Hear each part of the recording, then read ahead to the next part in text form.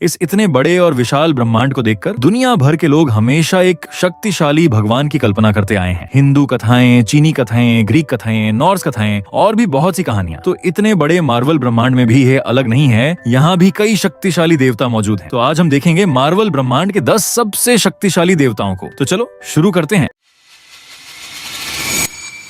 Number 10, अलग अलग आयामों के स्वामी, जैसे डार्क डायमेंशन का डोरमामू और क्रिम्सन कॉस्मोस का साइटोरैक। अपने अपने क्षेत्र में यह लगभग अजेय होते हैं और अगर उनका क्षेत्रीय लाभ हटा भी दिया जाए तब भी इनकी अपनी शक्ति काफी खतरनाक होती है। Number 9, watchers. वॉचर कोई एक व्यक्ति नहीं बल्कि एक पूरी जाति है। यह सामान्य रूप से चुपचाप ब्रह्मांड में जो कुछ होता है उसे देखते रहते हैं और कहते हैं कि कभी दखल नहीं देते, लेकिन सच ये है कि ये लोग कई बार दखल दे देते हैं। इसी वजह से लोग इनकी आलोचना भी करते हैं। ये पात्र मार्वल की फिल्मों में कई बार दिखाई दे चुके हैं और एनिमेटेड श्रृंखला व्हाट इफ भी वॉचर के नजरिए से ही कहानी सुनाती है। इनकी शक्ति शायद सबसे अधिक न लगे, लेकिन जिस एक ब्रह्मांड को यह देखते हैं उसके लिए काफी होती है और अगर ये अपना सारा ज्ञान और अधिकार इस्तेमाल कर लें तो यह सूची में और भी ऊपर आ सकते हैं, लेकिन फिर उनका असली उद्देश्य खत्म हो जाएगा। Number 8, celestials. इन्हें फर्स्ट फर्मामेंट ने अपने सेवकों के रूप में बनाया था। बाद में यह स्वयं अलग हो गए और सेलेस्टियल्स कहलाए। ये ब्रह्मांड में जीवन की रचना भी करते हैं और विनाश भी। इनकी रचनाओं में इटर्नल्स और डेविएंट्स जैसी जातियां शामिल हैं। सेलेस्टियल्स लगभग अमर ब्रह्मांडीय शक्तियां हैं जिनके भीतर अपार ऊर्जा भरी होती है। इनके बाहर एक ऐसा कवच होता है जो लगभग अटूट है। हर सेलेस्टियल की शक्ति अलग होती है और सब मिलकर अपनी जाति को मजबूत बनाते रहते हैं। Number 7, Galactus. गैलेक्टस शायद सबसे अधिक अपमान झेलने वाला पात्र है।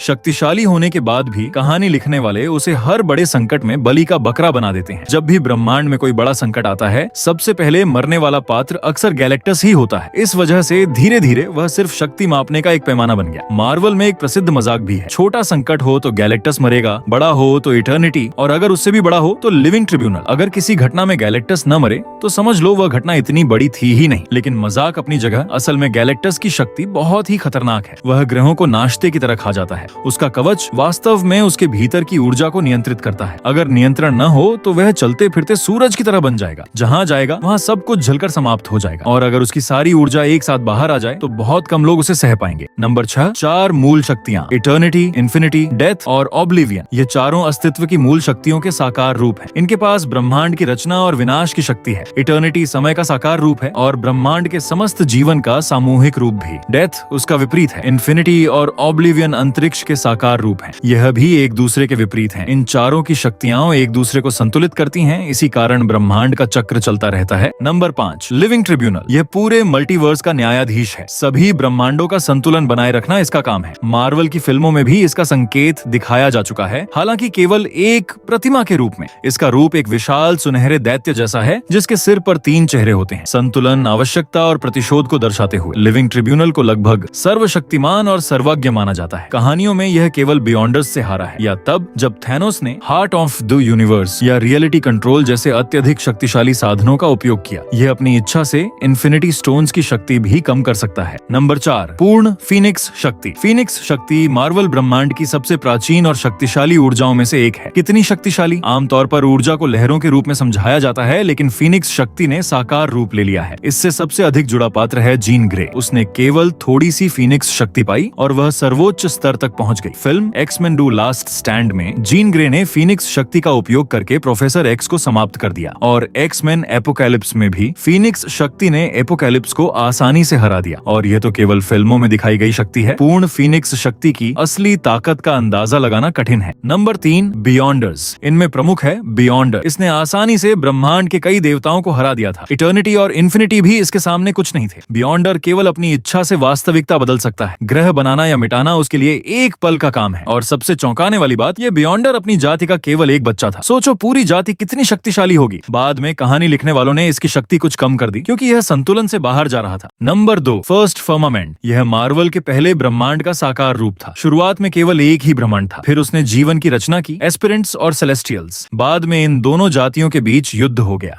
युद्ध के दौरान एक भयानक विस्फोट हुआ जिसने फर्स्ट फर्मामेंट को टुकड़ों में बांट दिया। इन टुकड़ों के मिलकर नया ब्रह्मांड बना। समय के साथ ब्रह्मांड टूटता और फिर से बनता रहा और इसी से मल्टीवर्स का जन्म हुआ। मार्वल ब्रह्मांड की हर चीज की शुरुआत फर्स्ट फर्मामेंट से ही हुई है। ओए के अलावा इसे सबसे शक्तिशाली अस्तित्व माना जाता है। बाकी पात्र चाहे कितनी बार जीवन का अंत कर दें, पूरा ब्रह्मांड ब्रह्मांड नष्ट कर दें, लेकिन ब्रह्मांड के अस्तित्व को समाप्त नहीं कर सकते। सबसे बड़े देवता भी इसी ब्रह्मांड के भीतर रहते हैं। और अब नंबर 1, OAA यानी वन अबव ऑल। यह सबसे ऊपर है, सच में सर्वशक्तिमान। एक उदाहरण से समझो, मान लो लिविंग ट्रिब्यूनल या बियॉन्डर कहानी को नियंत्रित करने वाले हैं, तो OAA उस पूरी व्यवस्था का निर्माता है। अगर निर्माता ही ना हो तो पूरी कहानी अस्तित्व में ही नहीं आएगी। ठीक उसी तरह OAA के बिना कुछ भी अस्तित्व में नहीं है, उसी के कारण बाकी सब कुछ है, और इसी वजह से OAA ही मार्वल ब्रह्मांड का सबसे शक्तिशाली और सर्वोच्च देवता है। तो वीडियो कैसी लगी अपनी राय जरूर बताना। ऐसी ही और वीडियो छूट ना जाए इसके लिए चैनल को सब्सक्राइब कर लो। मिलते हैं अगली वीडियो में।